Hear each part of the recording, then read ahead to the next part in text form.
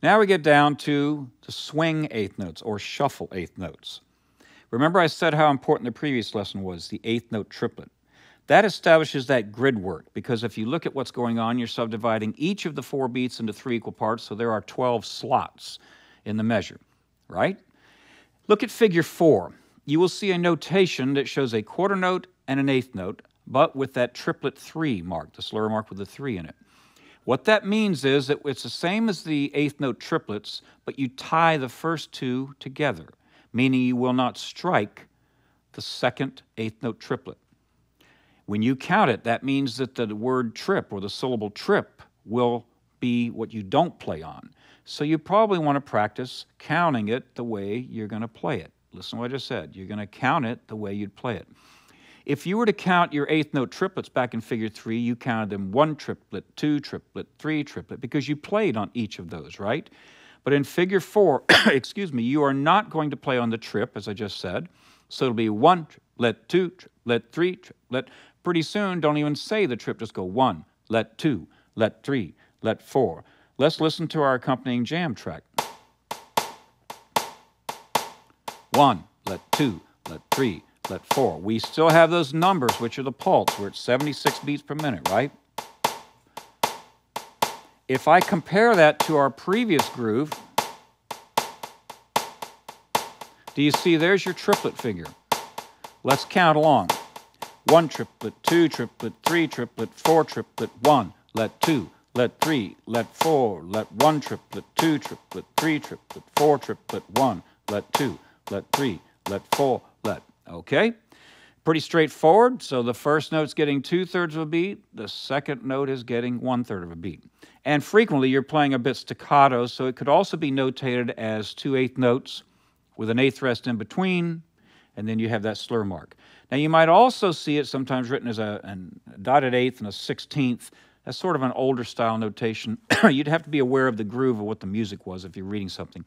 And another really easy way to write this, which involves less ink, or you don't have those slur marks, is just to make a little legend or a notation up at the beginning of the piece and say 2/8 notes, which appear as straight eighths, equal this figure. Then they can just write it out as straight eighths. But then you run into the problem of how are you going to notate if you're going to go back to straight eighths. So let's adhere to this because it makes it easier for you to understand that the first one, because 2/8 always equal a quarter, that you're going to have 2/3 of a beat and 1/3 of a beat. We need to play. I'm talking too much again, so how are you going to pick these? Well, you have 2 picking schemes. You could use all downstrokes, which if we compare to our previous lesson, you had the down, up, down, down, up, down for your eighth note triplets. You're just deleting that upstroke.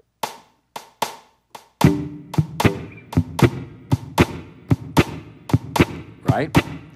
Now what I'm going to do is I'm going to insert the trip. Out, in, because I've got to cleanly and precisely move from the eighth note triplet, 1 triplet, 2 triplet, 3 triplet, to the swing eighths. Remember, you are going to be in these slots of time.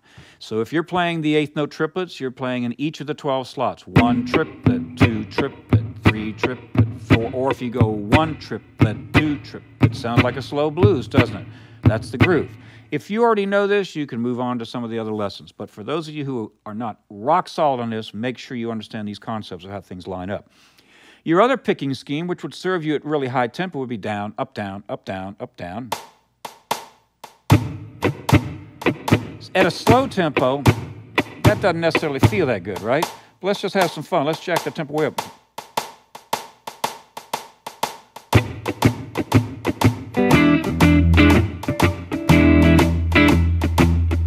See, at that tempo, it feels good. It's loose to use down up. So if I go, if I use all downstrokes, it drives it quite a bit. So it's important for you to understand how to pick, because that's what creates your sound, right? Whatever you want, that's how you're going to get your sound. Well, let's play some of these eighth notes, swing eighth notes, against our jam track. We'll play them with the chords, and all it means is in the previous lesson, we sat and played all 3 eighth notes. You did like this. Right? Now you're going to leave out the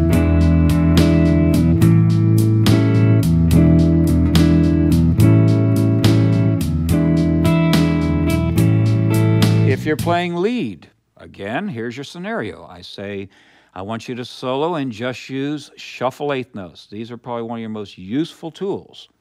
And we're going to be starting, this is very important for you to understand, we are starting on the number at all times. Later on, we'll get into starting on the upbeats and things like that. But if I said go up and just pick, I don't know, a few notes right out of the scale. I'll play against a track. 1, let 2, let 3, let 4, let...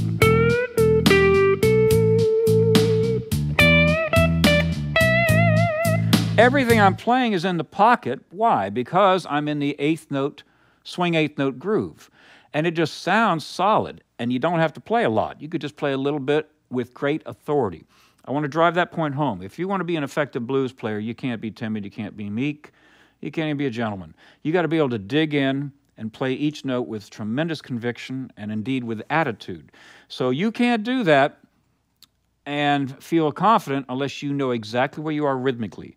This is why some great blues players could be having a head-cutting session with a guy who's playing 1,000,000 notes, and he or she just plays one note and takes the guy's head off, because it's knowing rhythmically where you could play. So how many slots do we have in the measure? If we're playing swing eighth notes or shuffle eighth notes, we're going to have 8. We've got the 4 numbers, the 1, 2, 3, 4, and then you've got those lets, right? The 1, let 2, let 3, let 4. If you know where you are in the measure at all times, you could drop a note in on any of those notes. 1, 2, 3, 4, let 2, 3, 4.